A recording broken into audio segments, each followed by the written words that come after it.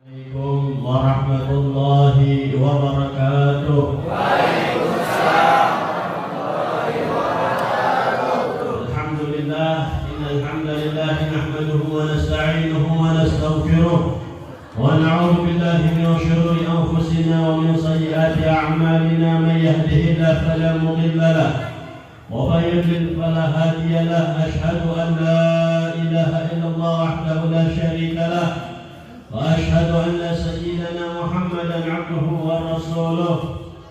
اللهم صل وسلم وبارك وكرم وعظم على سيدنا ونبينا وشفيعنا وقرة أعيننا سيدنا محمد. افتح باب رحمة الله عدد ما في علم الله، صلاة وسلاما دائمين بدوام ملك الله وعلى آله وصحبه عدد كل درجة ألف مرة. سبحانك لا علم لنا إلا ما علمتنا إنك أنت العليم الحكيم. وقال رب اشرح لي صدري ويسر لي أمري واحلل عقدة من لساني يفقهوا قولي. أما بعد. Para kasepuhan, para alim, para ulama, para kiai, ajengan, tokoh agama, tokoh masyarakat, aparatur pemerintah, wabil khusus para habaib, para kiai, Al-Habib Ali Ridha bin Abdul Qadir Al-Kab, Al-Habib Husain bin Saleh bin Yahya, Kiai Haji Cecep Nur Kamal, dan juga Sahibul Ghaib Kiai Muhammad Surti, yang sama-sama kita doakan semoga Allah Subhanahu wa taala panjangkan umurnya. Amin.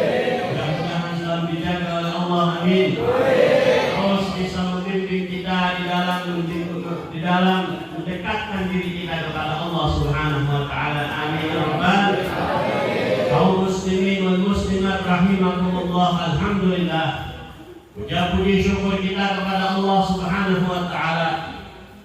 Pada malam hari ini, pada saat ini, kita duduk di tempat ini, kita hadir di tempat ini untuk berzikir kepada Allah Subhanahu wa taala, untuk menyebut nama Allah Subhanahu wa taala, untuk mengingat nama Allah Subhanahu wa taala, untuk bersalawat kepada Nabi besar Muhammad sallallahu alaihi wasallam. Mudah-mudahan Allah Subhanahu wa taala kabulkan segala hajat kita.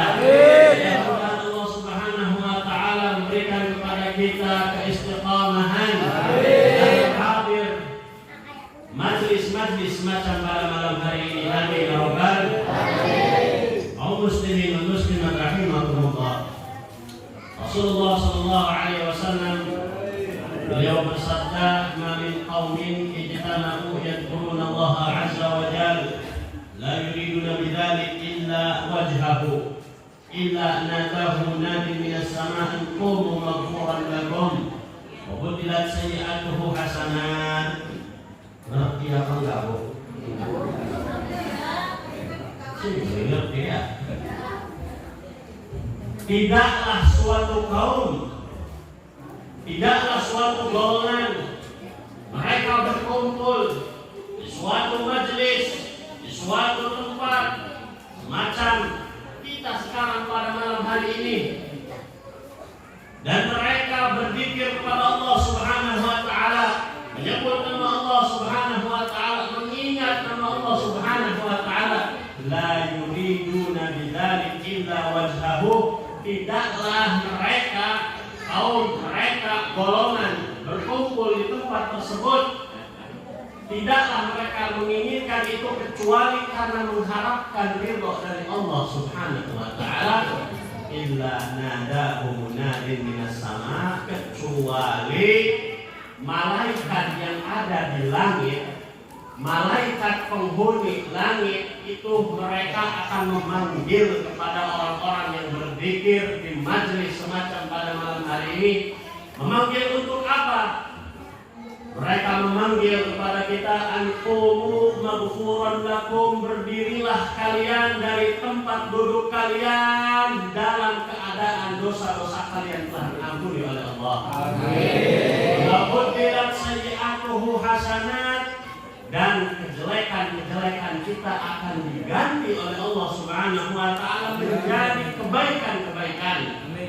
Berapa banyak orang sekarang yang datang ke tempat ini membawa dosa. Berapa banyak orang yang datang ke tempat ini membawa kejelekan-kejelekan, insya Allah pulang dari sini dosa kita diampuni. Amin. Dan segala kesalahan kita diganti oleh Allah dengan kebaikan-kebaikan. Amin. Dalam hadis lain Rasulullah Shallallahu Alaihi Wasallam beliau mengatakan, "Man salaka tariqan yaltamisu fihi ilman, sahhalallahu lahu tariqan ilal jannah." Barang siapa kita dari rumah kita atau seseorang dari rumahnya punya niat untuk datang tempat ini atau tempat semacam tempat ini dengan niat apa? Dengan niat menginginkan mendapatkan ilmu. Jadi kalau kita tadi Pak Bu dari rumah kita datang ke tempat ini, kita punya niat untuk mencari ilmu, maka Allah Subhanahu wa taala akan permudah jalan kita menuju surganya Allah Subhanahu wa taala. Akan dipermudah, akan digampangkan, akan diberi kemudahan ketika kita nanti jalan ke surganya Allah Subhanahu wa taala. Amin. Dalam hadis lain Rasulullah sallallahu alaihi wasallam beliau mengatakan, "Ghanimatu majalis dzikri al-jannah." Keutamaan atau hadiah yang diberikan oleh Allah Subhanahu wa taala bagi orang-orang yang duduk atau yang hadir di majlis-majlis zikir, maka Allah akan memberikan surga bagi orang tersebut. Amin. Mau enggak Pak masuk surga? Bu, mau enggak? Mau enggak? Pengen cepat apa pengen lama? Sok, cepetan. Ya kudu maju dulu kalau pengen surga. Maka mudah-mudahan kita semua yang hadir di sini cepat-cepat oleh Allah Subhanahu wa taala dimasukkan ke dalam surga. Amin. Kaum muslimin wal muslimat rahimakumullah, hadirnya kita di sini, duduknya kita di tempat ini untuk mengagungkan daripada Nabi besar Muhammad SAW.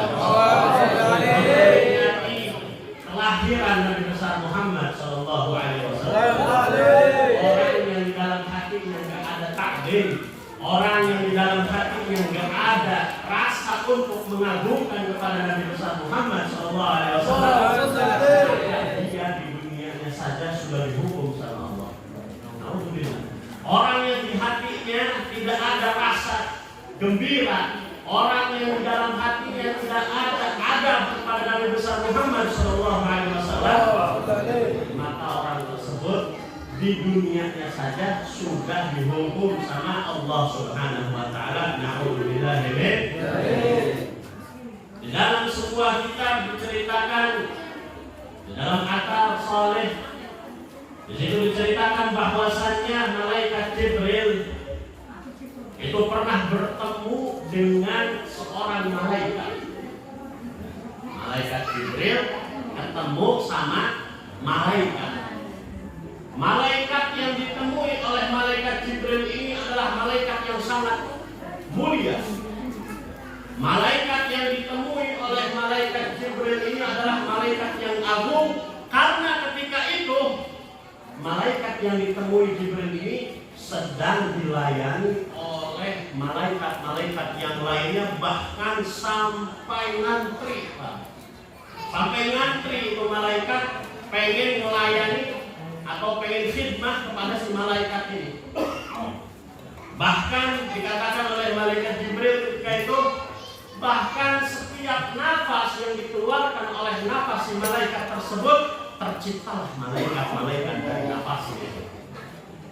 Tapi kata malaikat Jibril ketika mendatangi Rasulullah, "Wahai Rasulullah, akan tetapi pada suatu hari aku melihat malaikat yang mulia itu, aku melihat malaikat yang agung itu sekarang dalam keadaan menangis, sejadi-jadinya menangis, dan kedua sayapnya dalam keadaan terputus."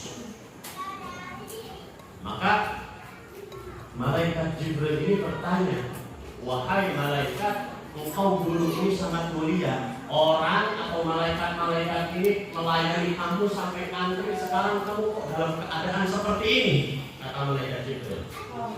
Maka kata si malaikat tersebut, ya Jibril, apakah engkau bisa menolong aku? Wahai Jibril, apakah engkau bisa menolong aku? Maka kata malaikat Jibril, majar muka. Apa dosa kamu? Kata malaikat Jibril. Apa yang sudah kamu lakukan? Kenapa kamu sekarang dalam keadaan seperti ini? Maka kata si malaikat tersebut, aku dapat hukuman seperti ini dari Allah Subhanahu wa Ta'ala gara-gara dulu pas waktu Nabi Muhammad Sallallahu Alaihi Wasallam dalam keadaan, dan ketika Nabi Muhammad SAW ketika Isra dan Mi'raj, di malam daripada Mi'rajnya Nabi Muhammad SAW, ketika itu Nabi lewat di depanku, sedangkan aku duduk di kasurku, aku tidak berdiri menghormati Nabi besar Muhammad. Bayangkan, malaikat itu kalau diciptakan oleh Allah sujud, dia seumur hidup dia bakal sujud. Malaikat kalau diciptakan oleh Allah Subhanahu wa Ta'ala untuk ruku, dia akan ruku seumur hidupnya. Malaikat tidak memiliki dosa, tapi karena sebab dia tidak taklim kepada Nabi besar Muhammad, dia tidak berdiri ketika Nabi Muhammad lewat, cuma sekedar berdiri untuk menghormati. Malaikat tersebut tidak berdiri, dikasih hukuman oleh Allah Subhanahu wa Ta'ala sampai seperti itu. Maka akhirnya malaikat Jibril meminta kepada Allah Subhanahu wa Ta'ala, wahai Allah, tolong saya ini datang ke sini, wahai Allah, untuk memintakan ampun kepada si malaikat ini. Maka kata Allah Subhanahu wa Ta'ala, gampang, kata malaikat Allah, gampang kalau dia memang pengen aku ampuni. Caranya gampang, wahai Jibril. Bagaimana, wahai Allah? Suruh dia sholawat kepada Nabi besar Muhammad. Suruh dia sholawat kepada Nabi besar Muhammad dan berikan salam kepada Nabi besar Muhammad.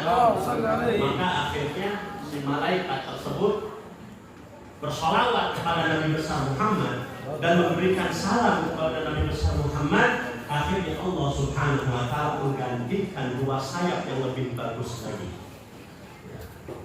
Maka kaum muslimin wal muslimat rahimakumullah, yang perlu kita ambil pelajari daripada kisah tersebut, bahwasanya seorang malaikat, saya katakan tadi, malaikat tidak punya dosa. Malaikat bahkan kalau seandainya dia diciptakan oleh Allah untuk beribadah, suatu ibadah tertentu, dia seumur hidupnya akan beribadah. Tapi karena tidak punya adab kepada Nabi besar Muhammad SAW, sampai dihukum oleh Allah. Nah, kita gimana?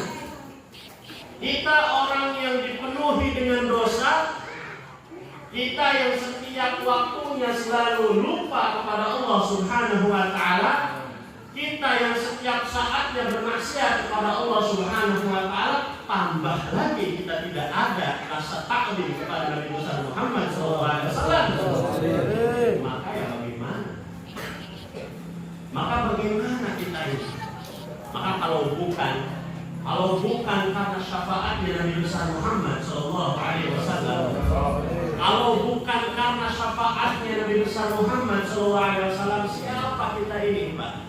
Siapa kita ini, Bu? Amalan kita sudah sampai mana? Ibadah kita sudah sampai mana? Kok kita mau sombong? Kita mau berbuat seenaknya? Kalau bukan karena syafaat Nabi besar Muhammad, maka perkumpulan kita pada malam hari ini mudah-mudahan mendapatkan syafaat. Amin. Amin ya Rabbal alamin. Kaum muslimin wal muslimat rahimakumullah. Ini pada tahun berapa? Kapan Nabi Muhammad dilahirkan? Bulan apa? Bulan Rabiul Awal. Hari Senin.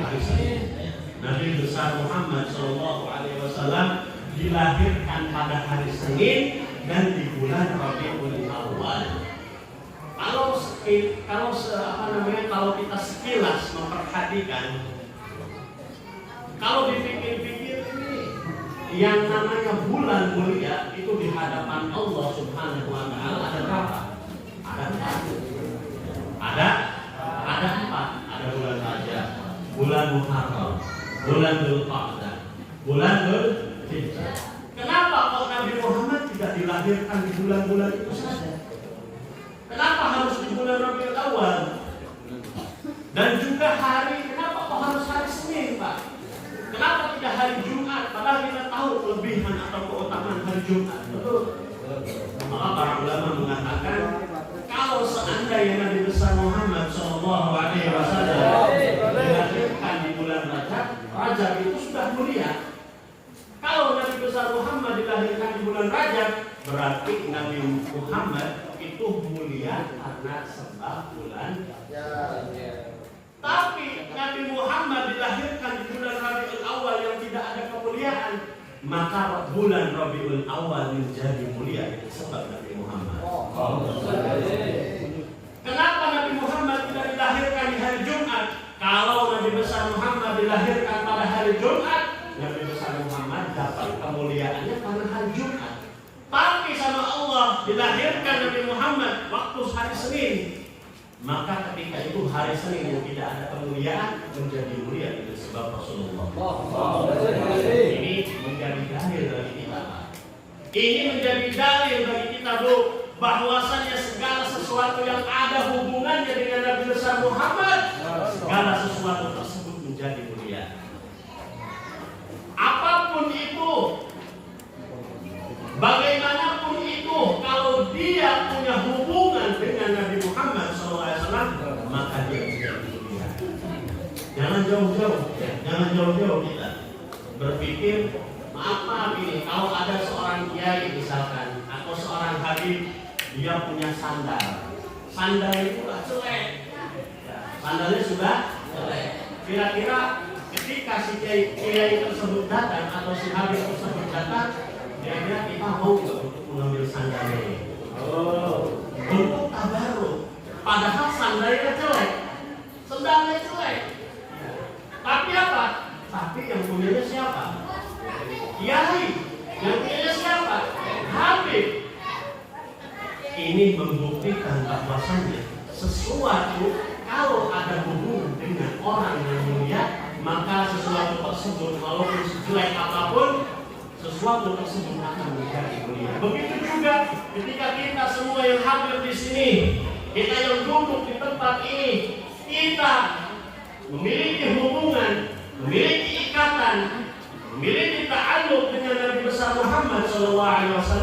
Siapapun kita akan menjadi mulia. Siapapun kita, bagaimanapun kita, kalau kita punya hubungan dengan Nabi besar Muhammad, maka kita akan menjadi mulia. Terakhir, kisah daripada Sayyidina Anas itu cukuplah menjadi dalil bahwasannya Sayyidina Anas bin Malik pernah pada suatu hari didatangi oleh seorang tamu. Ketika itu Sayyidina Anas, ketika didatangi oleh seorang tamu ini, Sayyidina Anas sedang mengusap wajahnya dengan sapu tangan. Dengan sapu tangan, sudah mengusap sapu tangan tersebut. Kira-kira kalau sapu tangan tersebut kotor, seharusnya diapakan? Dicuci. Ya, harusnya dicuci. Ini Sayyidina Anas nyuruh pembantunya, wahai pembantuku, tolong ini bersihkan. Kalau pembantunya kira-kira harusnya dicuci kan, tapi ini tidak. Sapu tangan tersebut dilemparkan ke api. Sapu tangan itu kain. Kalau dilempar ke api, kira-kira kebakar apa enggak? Pasti kebakar. Ini subhanallah, si sapu tangan tersebut ketika dilemparkan tumpukan api tersebut, bukan yang terbakar, tapi kotoran yang ada di sapu tangan tersebut menjadi bersih. Maka tamu tadi ini bingung. Aneh, kenapa kok ini sapu tangan kotor, bukannya dicuci tapi malah dibakar. Ketika dibakar tidak terbakar, malah kotorannya menjadi bersih. Maka Sayyidina Anas, apakah kamu tahu ini sapu tangan punya siapa? Ini sapu tangan yang dulu pernah dipakai Nabi Muhammad. Ini sapu tangan yang dulu pernah dipakai, pernah digunakan oleh Nabi Muhammad. Maka dari Allah segala sesuatu apapun tidak akan pernah mampu membakar sesuatu yang ada hubungan dengan Nabi besar Muhammad.